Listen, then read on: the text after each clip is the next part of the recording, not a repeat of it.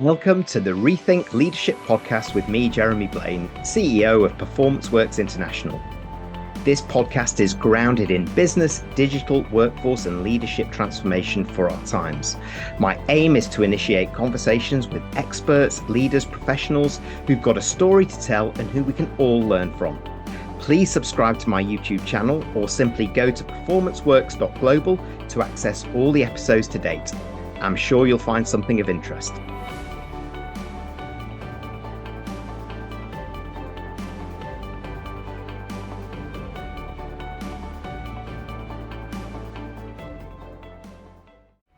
My guest for today's Rethink Leadership podcast is Doran, Global Celt, TEDx speaker, media contributor, and someone who's been an educator for over 29 years. John challenges us all to find the time to hit pause, to reflect, to rethink, to take time out, and more. We have to look after ourselves mentally and physically, and that energizes us to be attuned to others and to deal with life and work, embracing the positive and handling the challenges. So we discuss how to handle the world of busy when it seems so hard to stop and to take stock, and John gives us tips for how to make progress with examples, experiences and more. Let's take a listen to find out more about getting the balance right, our own way to well-being.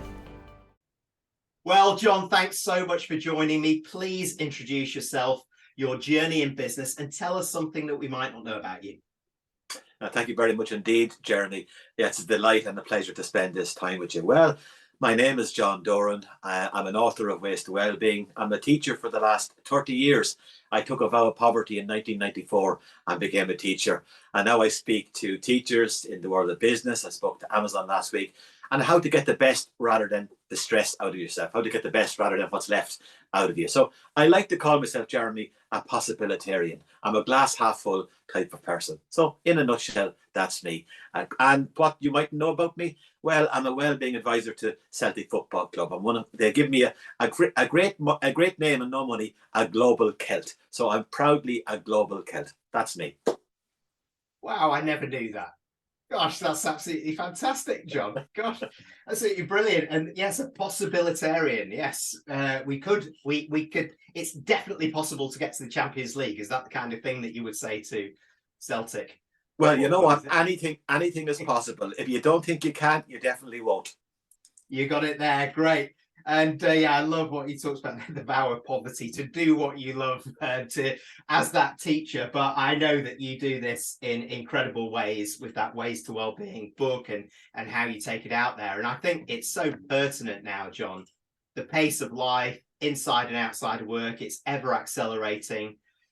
So for me, how do we thrive in this world of busy when it seems so hard to stop and take stock? And are we just in danger of accepting that's the way it is these days? Yeah, well, it's a great point to start, Jeremy. I think the pace of change in the future will never be slower than it is today. And the one thing we can be certain of is change. But change might be mandatory, but growth is optional. So, I mean, a lot of us, Jeremy, are pressed, stressed, and distracted and drained.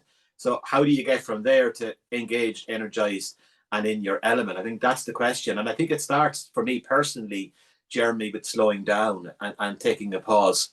When somebody said to me last week, the hurrier I go, the more behinder I get. Don't tell me the rest, John, because it's only the tension that's holding me together. And I think, when you think about the pause, Jeremy, it's a conscious moment to gather yourself. It's like pressing pause when everything is frenetically going fast forward. And I think that conscious moment to gather yourself, I think, has never been more important, Jeremy. As the world outside of you gets increasingly faster, I think that inner world needs to get a little bit slower to make a little bit of sense and to gather a little bit of perspective. Yeah, it certainly does. That slowing down to speed up is definitely what many of us, and even those of us that kind of preach this a little bit, it's hard to do when you're caught in it at times. But I love that little quote: the hurrier I get, the behinder I become. But it's a really valid point, Jeremy. And I think there's a little bit of what would I say, fatigue about the word well-being. And I kind of bridle at the term myself. I think it's become a bit of a cliche. But well-being, is a little bit like putting the bins out. We all know it's important, but we all tend to forget about it from time to time. So I think we all need these constant reminders that we really need to power down sometimes in order to be able to power up. Just to kind of step back a little bit to see where we're going. There's a kind of a tyranny of busyness out there, and we kind of make a badge of busy. It's almost like we've lost the art of doing nothing. And sometimes it's really important just to sit down and do nothing. And almost it's got to the stage where people feel almost embarrassed if they're doing nothing. They have to be doing something. And that's that world of busyness that we're all being seduced by. And I think to our detriment, and also to the detriment of our relationships, but fundamentally to the detriment of our performance and our innate well-being. Yeah, you're so right there. That tyranny of busyness, as you put it, and almost I know people even now who wear that badge with pride. Oh yeah, I pulled in a shift and I'm doing this. You're right. So I know that you've worked with many organizations and individuals around this, and I'd love to bring you to bring out some examples of those that have done this well, kind of they've managed to slow down, to speed up, to take stock, and maybe those that haven't been quite so successful and the relative benefits and downsides of both.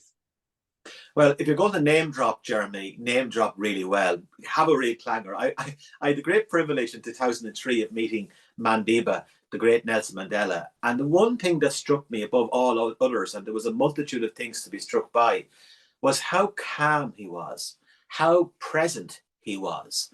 And it struck me that being calm is a place of power. And that power, that strategic calmness, has a ripple effect on everyone in your domain, both personally and professionally. I think we're all in a world of frazzle, and I meet people frazzled all the time. You know, John, I can't stop to talk to you. I'm losing time just speaking to you. I think we all get into that mix and that melee, and it's a kind of a.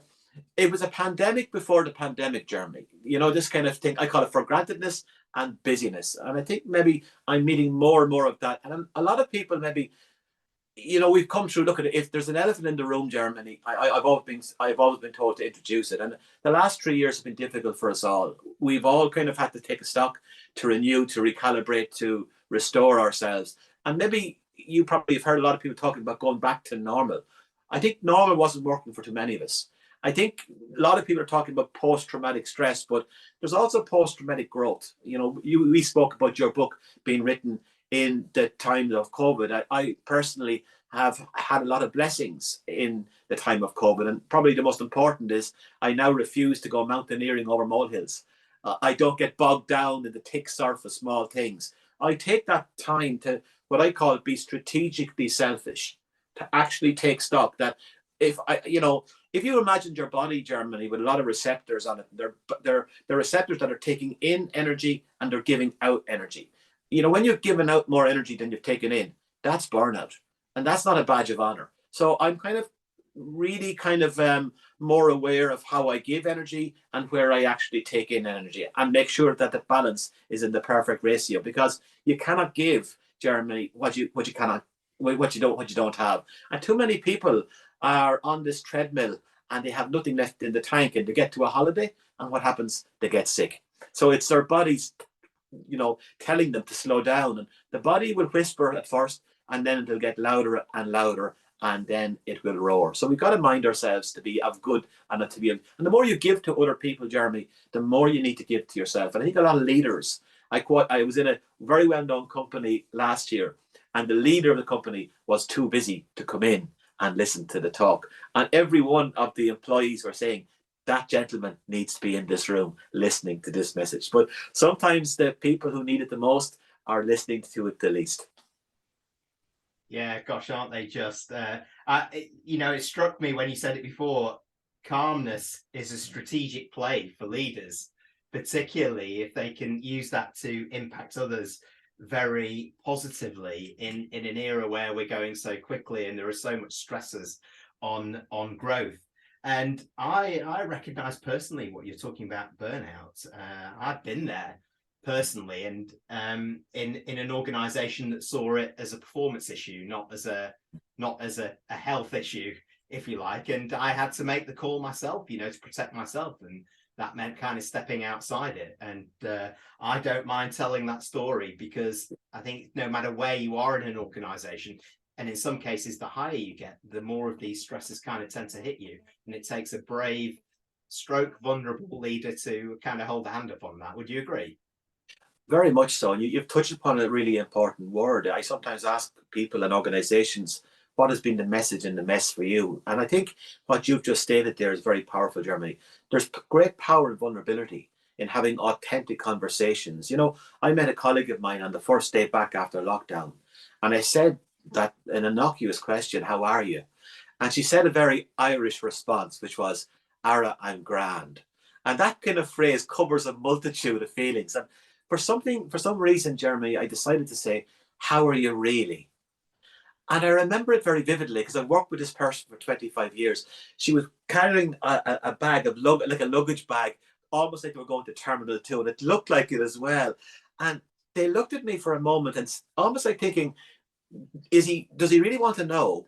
Or is he being just polite? And will I really tell him? And she said to me, John, I'm overwhelmingly overwhelmed if you really want to know. If you look at the circumference of me, I'm fine. You know, I've got a husband and 2 kids, but I'm having my lunch in the car and I'm petrified of what I might bring home to my children. And God gave me permission to be vulnerable too. I said, you know what? I'm scared too.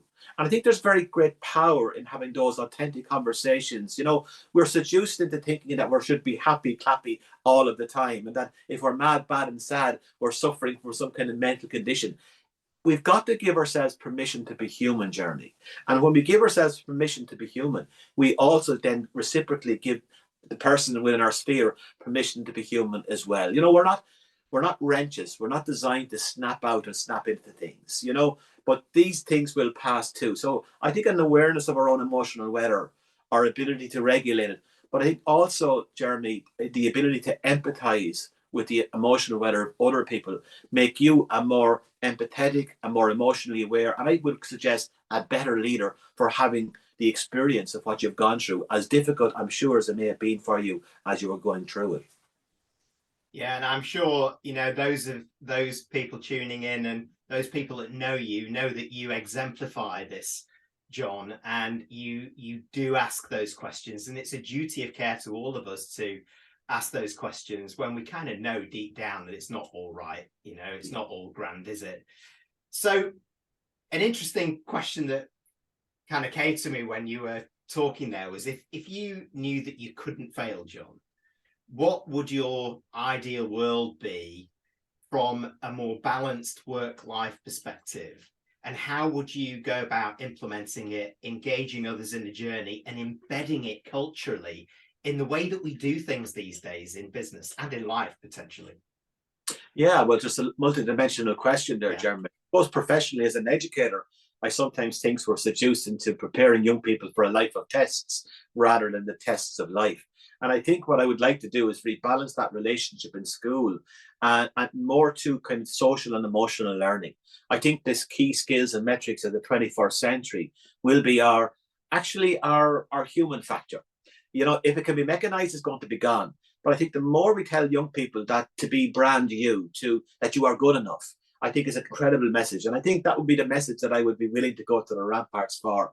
That what will get young people hired in the future is not necessarily their IQ, but their EQ. So I think that's the message that I would be evangelical about going around the world and spreading if there was no limits, to remind people that actually their USP going forward is going to be you. I think there was a statistic I saw yesterday, Jeremy, that by 2030, the jobs available, 80% of them will not have been invented yet. So we're preparing people for a world that does not exist, which is quite an extraordinary place to be, you know. But I think the most important thing is to remind people not to spend their life continually comparing themselves to the highlight reels of people on Instagram and Facebook and Snapchat, but to actually make that conscious decision to be on good terms with that person facing them in the mirror every single day. So that's my mission in life, I suppose, Jeremy, to remind people to mind themselves, that precious real estate between their ears, and have conversations around that space. You know, the best definition I've heard about education, it's a conversation between people of different generations about what's really important. And I think the times that we're living in now, Jeremy, give us a time commercially, professionally, personally, in the world of business, in the world of education, in the world of relationships, to have a conversation about what's really important and what's really not important, and to get a little bit of overview and a bit of perspective. And if we can take that message from the mess of COVID, I think we will be enriched and in a better space for it. If we go back to normal, if we default to the default, I think personally that would be a tragedy, both professionally and personally, Jeremy. Yeah, beautifully put, John. And I couldn't agree more with you that the USP going forward is being human, isn't it? At the end of it, we have lots of jobs out there that don't exist. We've got digital accelerating what we do, all of these things. But what makes the difference, what makes the challenge, what makes the opportunity interesting every step of the way is that human endeavor and the human touch, and getting in touch with that real core is the way that we've got to go forward. And as you said, it's the basis of having great EQ is a pretty good place to start for this, being aware of it and moving forward. So I'm sure there are many tuning in that feel, this really resonates with me. So what would be your top 3 to 5 recommendations for those ready to make the shift, to change the pace, slow down, hit pause, as you talked about it before, in order to move forward more effectively, more healthily, and more enjoyably working with our fellow humans? I'll give you 3, Jeremy, that come to my mind straight away. Firstly, as you're speaking here, I'm just thinking about the power and the magic of human connections. What came out of COVID for me is in lockdown, not able to see loved ones, talking to people on the end of a screen, the elephant in the Zoom, as I called it. People need people. If I asked you what is one single thing that will exponentially increase your health, both mental and physical and emotional, you might say to me, well, exercise more. And I would agree with you. Exercise is massive. If you walk 3 times a week, that can lower the chances of you getting a stroke by 60%. If you walk 3 times a week, you can actually increase your creativity by up to 60%. A glass of water in the morning, being hydrated, can improve cognitive function by up to 40%.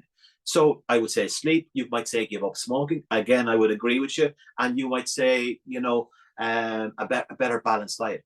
All of them would be correct. However, the single biggest thing you can do to increase your happiness quotient is actually increase the quality of your relationships, both in work and out of work. It can actually add up to 8 years to a life, which is incredible. So I would say renew and repair your relationships and start with yourself. That relationship with yourself, making the conscious decision to be on good terms with yourself. Who can you reach out to that you've lost contact with? Because opportunities don't come tethered to clouds, they come tethered to people. The second one I would say is feather the brakes, slow down. In the rush to the next moment, worrying about the last, Jeremy, we have a tendency as humans to miss out that piece in the middle, and that little piece in the middle where we are right now is your one and precious life. Just to slow down. The days, the months, the weeks, to go by like cat's eyes on the motorway. So I would say feather the brakes, renew and repair your relationships. And what I would say as well, Jeremy, as a third one, we started off this conversation smiling and laughing. And laughing is the shortest distance between 2 people. I would say find the funny. What I have learned going around Ireland and abroad speaking is that if you don't have a sense of humor, you don't have sense. It's so important to have a laugh. When you laugh, you lower and reduce the stress hormone cortisol and adrenaline flowing through your body by up to 65%. It's clinically good for you. When you laugh, you release dopamine, oxytocin, serotonin, and endorphins, what the psychologists clinically call the good stuff. So surround yourself with people and rest. If you ask me, how do you know you've had a social rest? When you come away from a person feeling energized. When you come away from a person and you know what, I really needed that. I didn't even know how much I needed it until I actually needed it. So I would say feather the brakes, find the funny, renew and restore your relationships. All of those, if you start there, Jeremy, you're going in the right direction. Fantastic. And that really there is the power of those human connections that you were talking about. Absolutely. And that finding the sense is the sense of humor. I love that, what you're talking about there, John. many people listening will want to get in touch with you, John, want to get hold of ways to wellbeing. How do they find out more? How do they get in touch with you to continue the discussion? Well, I'd love that, Jeremy. I really would. I mean, on I'm not on Snapchat. I'm on Instagram and I'm on Twitter at Away to Wellbeing. My email is wastowellbeing@yahoo.com, and you'll find me there. And I'm quite prevalent on LinkedIn as well. But I'd be delighted to have this conversation with any of your viewers that are watching it, because when you have a conversation about the topics that we're talking about, it's always very enriching and thought provoking, and it's very real and it's very genuine and it's very authentic. And the more of that you can have in your life, I think it's to the better of all, and it's to the detriment of nobody. Beautifully put, and what a way to end. John, thank you so much for joining me. I've really appreciated it. And I'm sure everybody's got so much out of this and so much food for thought. Thank you. My pleasure, and go well, Jeremy. Bye-bye. Thank you for tuning in to this episode of the Rethink Leadership Podcast with me, Jeremy Blain. Please subscribe to my YouTube channel or simply go to performanceworks.global to access all the episodes to date. We'll see you next time.